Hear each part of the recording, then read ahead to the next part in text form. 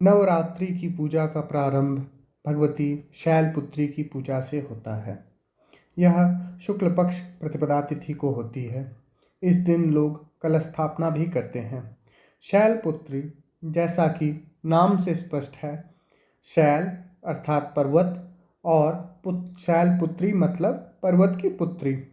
पर्वतराज हिमालय और उनकी पत्नी मैनावती की घोर तपस्या से प्रसन्न होकर भगवती ने उन्हें वरदान स्वरूप यह आशीर्वाद दिया था कि वह उनके घर पुत्री बनकर प्रकट होंगी।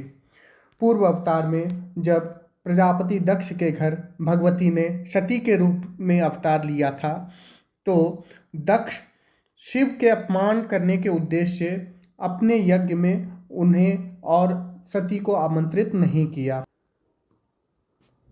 पितृमोह के कारण सती यज्ञ स्थली में जाना चाहती थी, किंतु महादेव ने उन्हें ऐसा करने से मना किया। उन्होंने बताया कि अगर सम्मान से नहीं बुलाया गया है तो उन्हें वहां नहीं जाना चाहिए।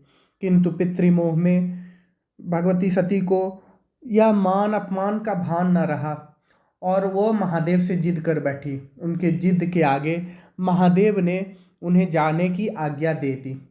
किंतु जब वहां वह पहुंची तो यज्ञ स्थली में उनकी माता के अतिरिक्त और कोई प्रसन्न न था।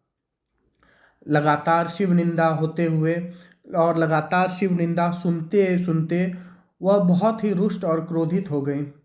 उन्होंने अपनी योगाग्नि के दम पर अपने प्राण को त्याग दिए और अपने वचनानुसार अपने पुनरावतार में उन्होंने पर्वतराज हिमालय के घर पुत्री के रूप में अवतार लिया और उन्हें शैलपुत्री भी कहा जाता है। इसमें भगवती का वाहन वृषभ अथवा बैल है। इस कारणवश उन्हें वृषारूढ़ा भी कहते हैं। आरूढ़ का अर्थ है सवार होना। वृषारूढ़ा मतलब बैल पर सवार। जैसा कि पहले भी कहा गया कि शैलपुत्री की पूजा प्रथम दिन होती है और इन्हीं की पूजा से नवरात्रि प्रारंभ होती है।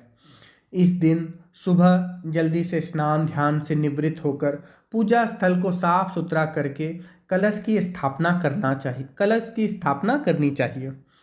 कलश की स्थापना के लिए ईशान कोण उपयुक्त है। ईशान कोण अथवा पूर्वोत्तर दिशा को ईशान कोण भी कहते हैं। अगर 9 दिनों तक अखंड ज्योति जलाने का संकल्प कहीं होता है या कहीं संकल्प लिया जाता है तो उस ज्योति को भी इसी दिन से प्रज्वलित किया जाता है। भगवती को सफ़ेद और लाल पुष्प अर्पण करना चाहिए। इन अवतार में भगवती को सफ़ेद रंग के फूल, कपड़े इत्यादि पसंद आते हैं।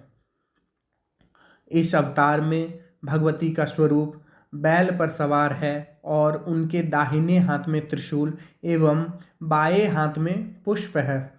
देवी की इस रूप की आराधना करने से पर्वत के समान स्थिरता और एकाग्रता प्राप्त होती है। उनसे प्रार्थना कुछ इस प्रकार करें। वंदे वांछित लाभाय चंद्रार्ध कृतशेखरां वृषारूढ़ां शूलधरां शैलपुत्रीं यशस्विनीं। इस दिन शैलपुत्री की कथा आरती का पठन पाठन श्रवण करना चाहिए।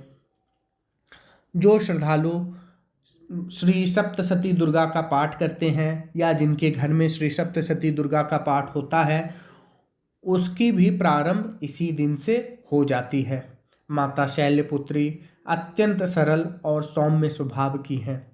इनकी पूजा अर्चना करने से सारे विघ्न बाधाओं का नाश होता है।